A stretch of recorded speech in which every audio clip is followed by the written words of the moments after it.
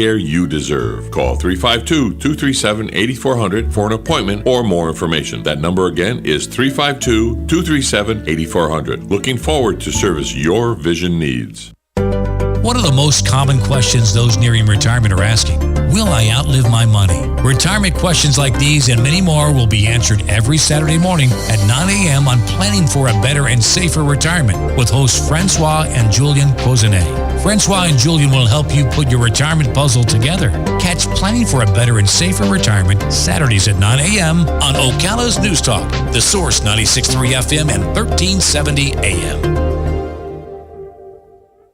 Ocala's information station, 1370 WOCA. Ocala!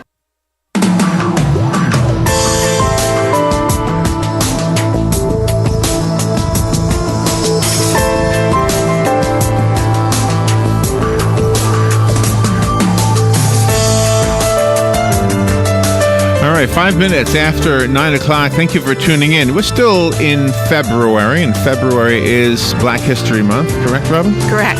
And we have some interesting Black history here in Ocala, and of course I wasn't here during any of that, but we've had many guests on who remembered a time when Howard Middle School, is that the one? Yes. Howard Middle School was once an all-black school. I think Fessenden Elementary School was it a high school? Yes, and Howard was a high school. So we had schools that were strictly for black students and schools that were strictly for white students, and then that all changed, and when it changed, I guess in the big picture it was for the better, but at that time it wasn't necessarily a good thing, even for the black students, because their football team disappeared. Yeah, right. You know? It did. That was bad. I remember hearing that about the Howard School, because I guess they had a really good team. Yes. And so it was kind of dissolved because of the fact that the school technically didn't exist anymore. The building did, but you know what I mean. There is a book out, and I have it here, and we have the author on. The book is called Strong Inside. It's about Perry Wallace. If you don't know who Perry Wallace is, you're going to learn in just a minute. Andrew Maraniss is on the phone. He wrote the book. Andrew is a partner at McNeely, Piggott, and Fox Public Relations in Nashville. He is the recipient of the Vanderbilt University's Alexander Award for Excellence in Journalism. He served as the media relations manager for the Tampa Bay Devil Rays during the team's inaugural season, which cool. I remember that season pretty well. Yeah. I always thought they should have kept the name Devil, by the way. Me too. He's the son of Pulitzer Prize-winning journalist and best-selling author David Maraniss and trailblazing environmentalist Linda Maraniss. So he's got a lot of background in his family as well. This is a really insightful book, Strong Inside, Perry Wallace and the Collision of Race and Sports in the South. It's a biography of Perry Wallace. So, good morning, Andrew Maraniss. Good morning, Andrew. Good morning, Larry and Robin. Thanks so much for having me on your show. Oh, thank you. Could you hear my intro or no? Yes, I could. Oh, good. And did I get everything right? I hope I did. Yeah, absolutely. It was great. Are you in Nashville right now? I am. I'm looking outside at a frozen street. We've had a blast of icy weather here the last week or so, but we're starting to thaw. Yeah, I know. We have some contacts in Nashville, and every time I call, oh, they're not in today. It's rain. It's snowing outside. Nobody's we in. don't do so well handling it here. Well, this is interesting. Was there a specific reason why you focused on Perry Wallace? Yes. As you mentioned, I went to school myself at Vanderbilt, where Perry Wallace played. I arrived there 20 years after he had graduated. I came on a sports writing scholarship. It's an unusual scholarship that Vanderbilt has, a full tuition sports writing scholarship. And I was a history major. And so it was my freshman year on campus, not knowing much about the university, having come up from Austin, Texas, where I went to high school. I read a magazine article about Perry Wallace and the fact that he was the first African-American basketball player in the SEC, and the struggles that he endured, in accomplishing that feat. And I wrote a couple of term papers about him for a Black history class that I was taking at the time. Became the sports editor of the student newspaper the next year and wrote some columns introducing this pivotal figure to a new generation of Vanderbilt students. And so that was 25 years ago. And he just stayed on my mind over the years. And 8 years ago, I wanted to write a book and realized that nothing had ever been done about Perry Wallace. And so, that's sort of the genesis of the reason why I was interested in this project. You know, the landscape of this country obviously has changed over the course of the 200-something years that we've been around, and I think ultimately for the better. But I think some of the growing pains directly affected some of the people who were caught up in it, and Perry Wallace seems to be one of those people. Exactly. You know, and it's important, I think, for us to learn more about the names that we don't hear so often. You know, I think that Perry Wallace he's literally the Jackie Robinson of the Southeastern Conference, and yet very, very few people know his name or his story or what he went through to make, you know, this athletic league that is obviously held in such importance in the South sort of live up to the American ideals. You know, you imagine a segregated SEC today, and so what was it like for this person that actually had to be the first? And it was took incredible strength and character for him to accomplish this. And I wanted people not just to know the name, but to know the details of what he went through. How did the non-African American players who were trying out also for a spot on the team feel about Perry? He was treated fairly well by his teammates. You know, if you've seen the movie about Jackie Robinson or read about his first season with the Dodgers, there were teammates that passed around a petition that didn't want him on the Dodgers. Mm-hmm. Nothing like that happened with Perry Wallace. He was such a great player that no one could argue with his athletic abilities. However, his white teammates didn't really appreciate the difficulties that he was having to go through. And in the Jackie Robinson story, there's a sort of a pivotal scene that's talked about over the years of Pee Wee Reese putting his arm around Jackie Robinson when he was facing some of the worst heckling at a particular road game.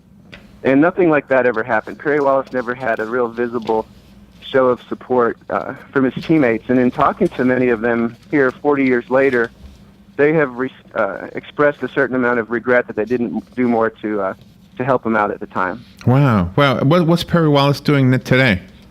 Well, it's an amazing part of the story. He's a very, very brilliant person. He was valedictorian at his high school.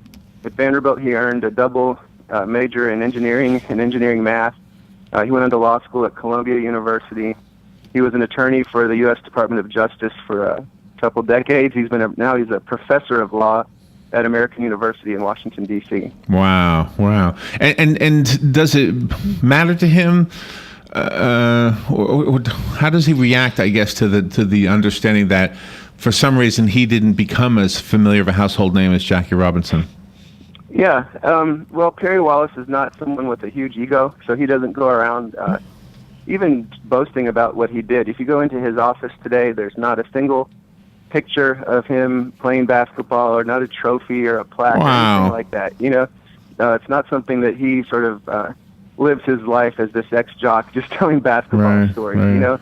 But at the same time, he understands how important what he did was, and that he's always been willing to talk to, you know, someone like me 25 years ago just calling up to do a paper, is always willing to give his time to share his story with people who are interested in hearing about it. But he never initiates it himself.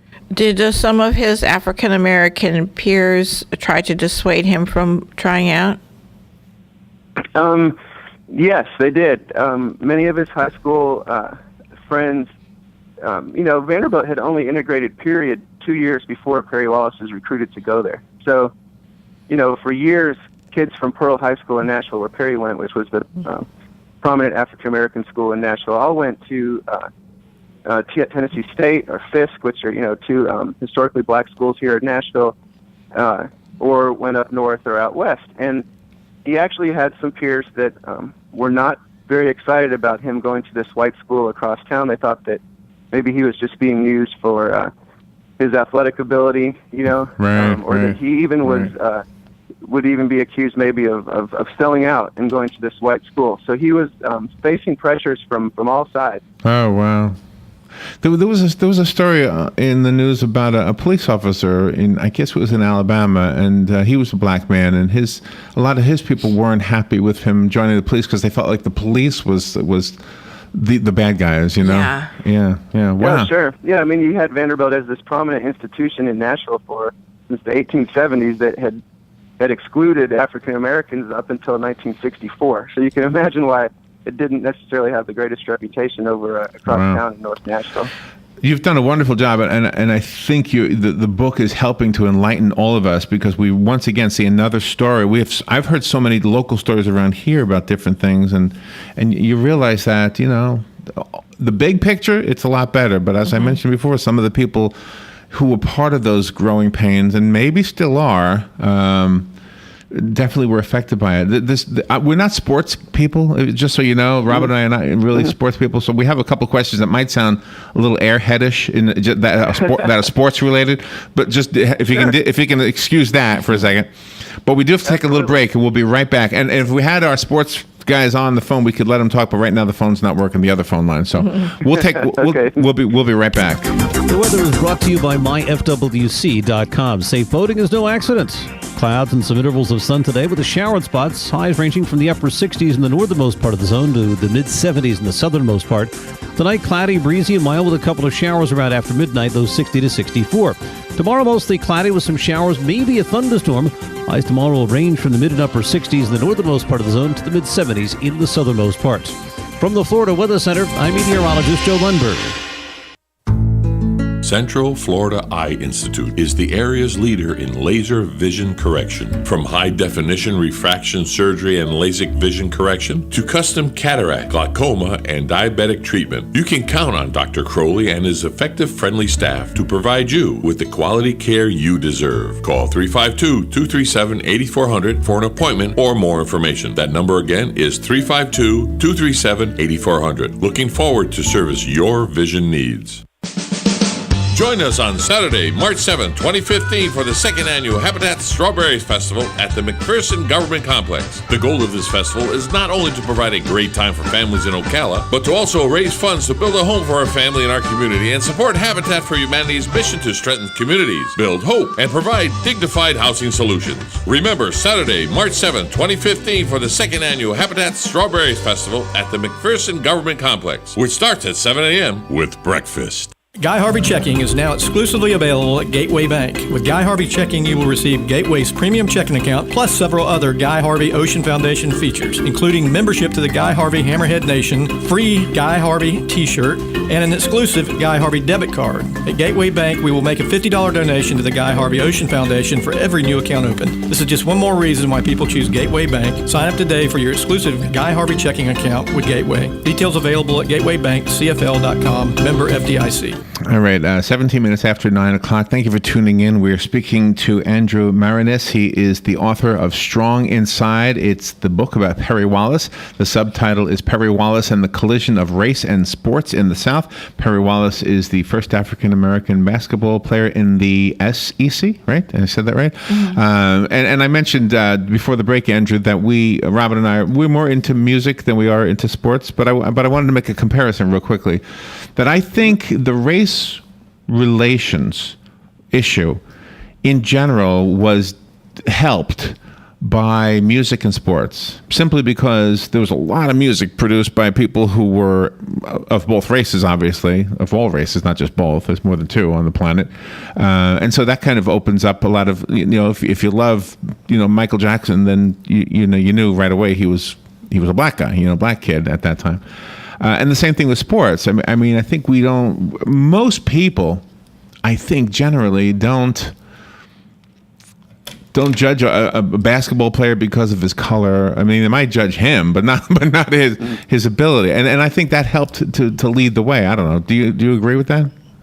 Yeah, I think there's definitely some truth to that. And I did want to say that I'm really happy to talk to people that aren't approaching this from strictly the sports viewpoint. And I wrote the book so that it would ideally appeal to people who, whether they liked basketball or not. I think Perry Wallace's story is interesting, and just the fact of him sort of operating in the Deep South in the late 60s, a very interesting period of time, should make it a book that could appeal to all kinds of people. So don't apologize for that at all. I love that. I love that, Andrew. Well, Robert, I think if there's anything that really defines the two of us, it's simply this, that we have this belief that if God made you, you were meant to do great things. I heard somebody say one time, and I can't remember who to credit this to. It's not me, but God made the rainbow. So who am I to say what color he should make people? And right. and I've often felt like I mean, if there's an acorn, it should grow into the biggest oak tree possible. And the same thing with all human beings, regardless of anything associated with us. Since you work in media relations and you worked at Vanderbilt University, you worked for the Tampa Bay Devil Rays, how did you keep from showing a favoritism of any particular player and just viewed the team as a whole? Sure, no, that's a great question. You know, I went to school at Vanderbilt. Vanderbilt University Press is the publisher. I'm still a season ticket holder for Vanderbilt basketball games.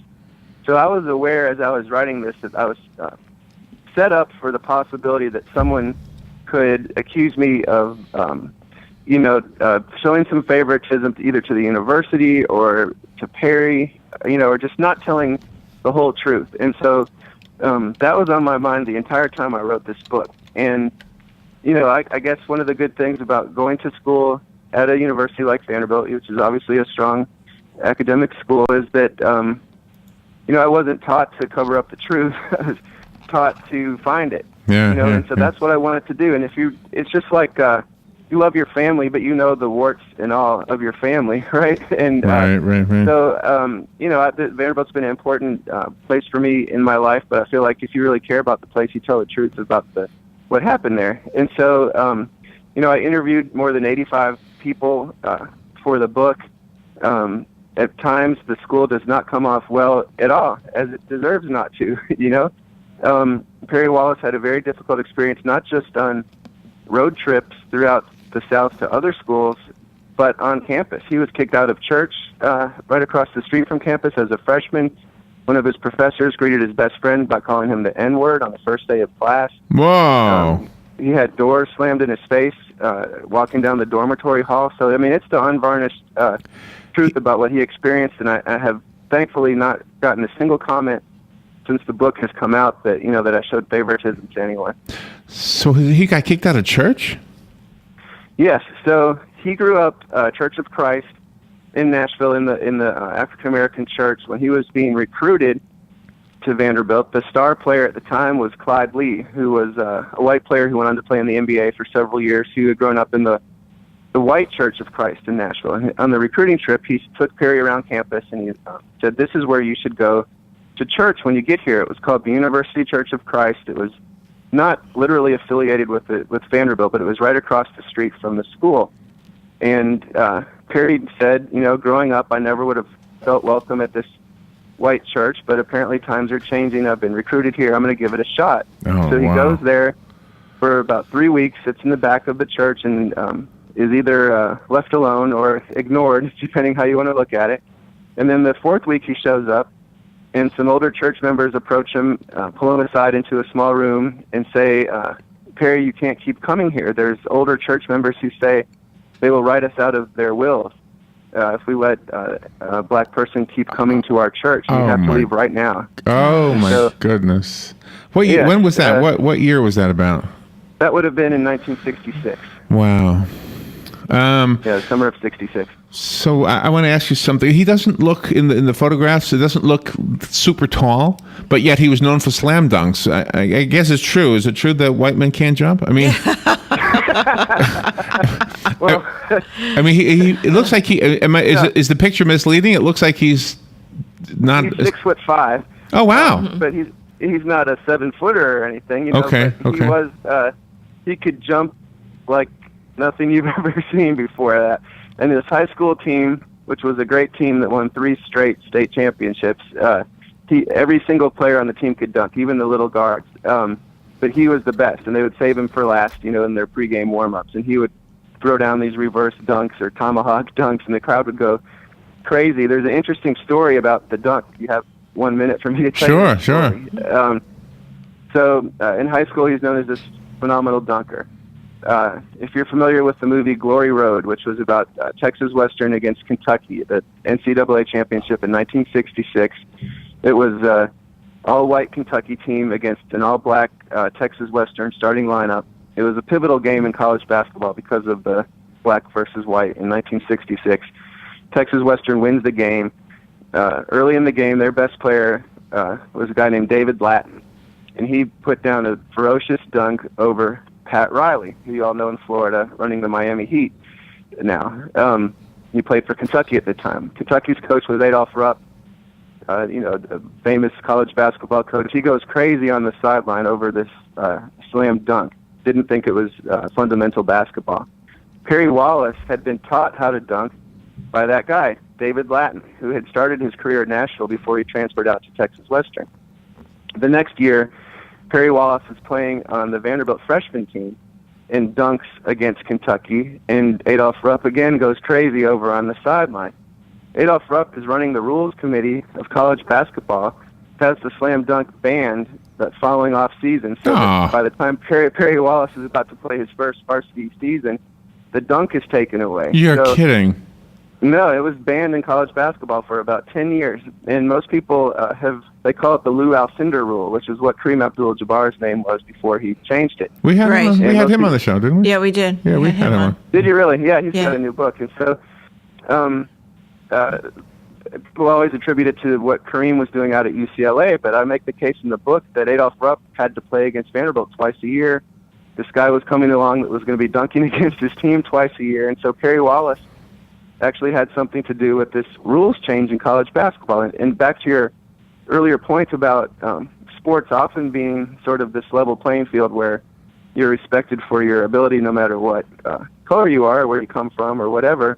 In this case, it stands out to Kareem. I know he's talked about this, and also to Perry Wallace and others, that this rules change was really directed at these African-American players who were kind of changing the way basketball was played in the 1960s. So he had the rules changed on him. Gosh. But they changed back, right? You can do it now? They changed back in the 70s, and so, of course, it's the most popular aspect of a basketball game these days. What's very inspirational about Perry Wallace is that he really embraced academics, because you've got some people that go through high school, all they want to do is play ball. They put they put academics on the back burner and just kind of eke it through so they can potentially move up to a college space and then the pros. But Perry Wallace recognized the value of academics from the get-go. Absolutely. He's got 4 older sisters, all of whom went to college. He didn't come from a wealthy family, but education was the most important thing to his parents. He was, like I said, he was valedictorian of his high school. When he was recruited to play college basketball, he was hearing from colleges all over the country, and he saw basketball just as a means to an end, really. He saw a scholarship to a northern or western university as a way out of segregated Nashville. But to emphasize how important academics were to him, on a lot of these recruiting trips to schools in the Big Ten especially, he would look around and see were the players actually encouraged to go to class, or were they just being used for their athletic ability? And all too often he saw the latter. And so even though he so wanted to get out of Nashville, he was very mature as a 17, 18-year-old kid. He decided, I'm not going to do that if I'm not going to get a real education. And so on his recruiting trips to Vandy, he saw the players actually going to class. He was impressed by the engineering department. And so he really chose to come to this SEC school despite the fact that he would be a pioneer, not because of it. Wow. What a great interview, and what a great book. The book is called Strong Inside. Right now, the phone line isn't working for the listeners. I usually give away the book right away, Andrew, but I'm going to tell the listeners right now that once the phone is fixed, and it will be eventually, I know it's going to be luck of the draw, but the first person who asks for it will get it. It is called Strong Inside, Andrew Maraniss, Maraniss is how you spell Andrew's last name. I'll set that aside. Now, the rest of us have to go buy it. Now I need the information about that. Do you have a website? Yes, I do. It's my name, AndrewMaraniss.com. Also, if you just type in Strong Inside into Google, it'll show up. It's available on Amazon and BarnesandNoble.com. Local bookstores can order it if they don't have it. Also, on my website, there's ordering information, too. So I really appreciate that. All right. And on a personal note, did you feel any pressure growing up because of who your family is to try to excel in everything? Did you feel that pressure? Thankfully, my parents aren't the type to exert a lot of pressure on me. In writing the book, I had a lot to live up to. You mentioned my dad won a Pulitzer Prize. He's written 10 books.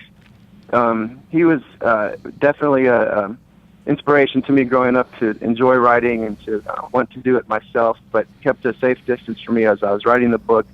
so that I would come out of the process knowing I did it all by myself. Which There you was, go. There you go. important to me. By the way, Robin is also from Wisconsin. That's right. Go Packers. you really? Yep. All right, Milwaukee. go Pack. Go Packers. Okay, I've got a 4-year-old and a 1-year-old, and I've brainwashed them to say "Go Pack Go," and they've got their little Bucky Badger doll that they carry. Oh, excellent. Yeah, go Badgers, too, from Madison. Yes, that's right. Andrew, what a delight you are. Thank you for being on the air with us. I really truly think you're contributing to the sports world as well as the world with your observations in the book and the biography of, tell me his name again, Robin. Perry Wallace. Perry I don't know why Wallace. I was thinking Newt Perry. I don't know. No, Perry Wallace. very different. Andrew Maraniss. Thank you, Andrew. Thank you for being on the air with us today. That was wonderful. Thank you. Thank you. We'll be right back. Fox News Radio, I'm Lillian Wu. A guilty verdict for the ex-Marine who killed American sniper Chris Kyle and his friend Chad Littlefield. We've waited 2 years for God to get justice for us on behalf of our son. Littlefield's mother, Judy, the verdict brings to close 9 days of emotional testimony with the jury not buying the defense's insanity case. Fox Radio's Jeff Manasso in Stephenville, Texas. Iran's Revolutionary Guard staging drills near a strategic Gulf waterway. What is interesting about this latest drill, there's a replica, if you will, of a U.S. aircraft carrier. We saw speedboats in the video all attacking this so-called aircraft carrier as they conduct a drill titled Great Prophet 9. Now, all this is happening amid U.S.-Iranian nuclear talks. Fox's Kevin Corkin. More than 100 people may have died in Afghanistan from avalanches during a winter storm.